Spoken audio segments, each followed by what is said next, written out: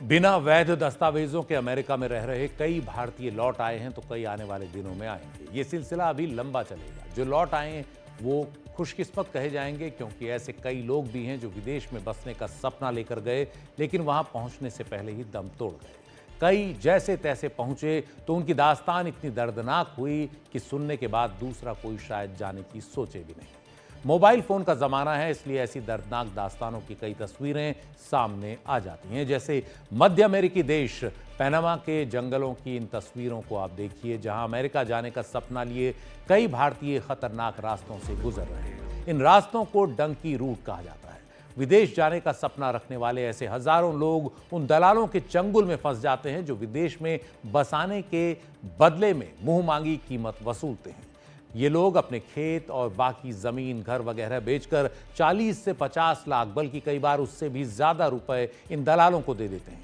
इसके बाद अवैध तौर पर अमेरिका और यूरोप के देशों में जाने के लिए वो ऐसे रास्तों से गुजरते हैं जैसे उन्होंने कभी सोचे तक नहीं।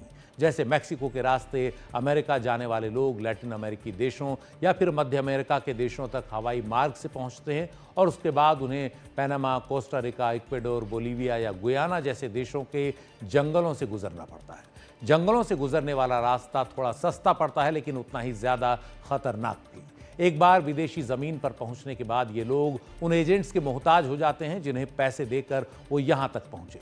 मानव तस्करी से जुड़े ये एजेंट उन लोगों को आगे नए नए एजेंट्स के हवाले करते जाते हैं। इन एजेंट्स को कथित तौर पर डोंकर्स या मानव तस्कर कहा जाता है। अवैध आप्रवासियों से ये एजेंट अंधाधुंध पैसा वसूलते हैं। मूल सुविधाओं जैसे खाने पीने के लिए भी बहुत पैसा मांगा जाता है।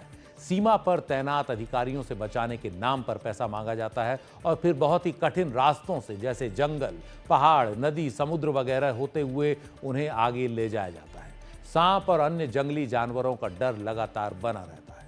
पहाड़ से गिरने, दलदल में फंसने या पानी में डूबने का डर भी बना रहता है और कई बार तो उन्हें लंबे समय तक खाना या पानी भी नसीब नहीं होता। भूख, थकान से परेशान ये लोग इन दलालों के बंधक से हो जाते हैं। कई बार उन्हें कंटेनर्स या अन्य गाड़ियों में भेड़ बकरियों की तरह ठूंस कर आगे ले जाया जाता है और कई बार तो ऐसे लोगों को समुद्री रास्तों से अमानवीय परिस्थितियों में जहाज़ों में भरकर ले जाया जाता है और ऐसे कई जहाज़ कई बार बीच रास्ते में ही डूब भी जाते हैं। 1996 में ही एक ऐसा सबसे बड़ा मामला सामने आया जब 283 आप्रवासियों को ले जा रही एक नाव भूमध्य सागर में माल्टा के पास पलट गई। सभी की मौत हुई। इनमें से अधिकतर पंजाब के लोग थे। ये सभी अवैध तरीके से भूमध्य सागर पार कर इटली जाने की कोशिश में थे। कई लोगों के तो रास्ते में मारे जाने का पता तक नहीं चलता। उनके परिवार के लोग बस इस आस में रहते हैं कि वो लौट आएंगे कभी।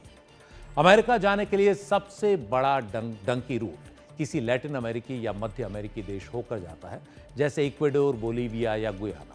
इन देशों में जाना भारतीयों के लिए वीजा फ्री है। कुछ अन्य देश जैसे ब्राजील या वेनेजुएला भारतीय लोगों को टूरिस्ट वीजा आसानी से दे देते हैं। हाल में ये देखने में आया है कि अवैध तरीके से अमेरिका जाने की इच्छा रखने वाले कई भारतीय पहले यूरोप जाते हैं और फिर वहां से मैक्सिको की उड़ान लेते हैं। मैक्सिको से अवैध तरीके से सीमा पार कर अमेरिका जाने की कोशिश करते हैं। मैक्सिको के साथ अमेरिका की सीमा 3000 किलोमीटर से ज्यादा लंबी है। अगर कुछ लोग अपने गंतव्य तक पहुंच भी जाते हैं तो शोषण और अपराध के एक ऐसे कुचक्र में फंस जाते हैं कि उससे निकल नहीं पाते। गिरफ्तारी और देश वापस भेजे जाने के डर से वो इसकी शिकायत करने से भी बचते हैं। अमेरिका ही नहीं, यूरोपीय देश भी अवैध आप्रवासियों के दबाव में है। 2022 के पहले 10 महीनों में ही करीब 1,30,000 अवैध आप्रवासी यूरोप के देशों में पहुंचे और इसके लिए उन्होंने सर्बिया का इस्तेमाल किया। लेकिन सर्बिया का इस्तेमाल क्यों किया गया? दरअसल भारत, तुर्की, ट्यूनीशिया, क्यूबा और बुरुंडी जैसे कई देशों के लोगों के लिए सर्बिया जाने के लिए वीजा की जरूरत नहीं थी। इस बाल्कन देश के जरिए कई लोग अवैध तरीके से यूरोप के अन्य देशों में जा रहे थे। सर्बिया से यूरोप के अन्य देशों में जाने के लिए वीजा लेने की जरूरत नहीं पड़ती। अवैध आप्रवासियों ने इसी का फायदा उठाया।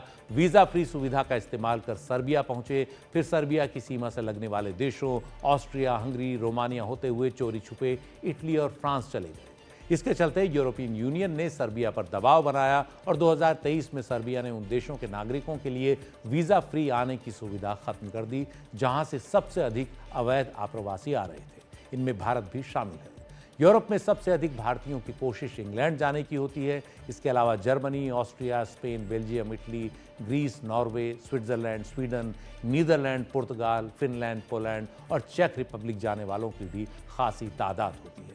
अमेरिका और यूरोपीय देशों में बसने का सपना देखने वालों को एजेंटों की कुछ और भी सलाह होती हैं। जैसे वो कहते हैं कि उनके पासपोर्ट में नेपाल, दुबई और आर्मीनिया जैसे देशों का ठप्पा हो तो बेहतर होगा।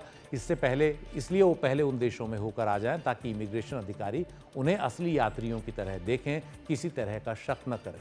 2023 में 303 भारतीय यात्रियों को ले जा रहे एक विमान को जब फ्रांस में रोका गया तो ऐसा ही पैटर्न सामने आया। ये विमान मध्य अमेरिकी देश निकारागुआ जाने वाला था, जहां से इन भारतीयों को अवैध तरीके से मैक्सिको होते हुए अमेरिका भेजा जाना था।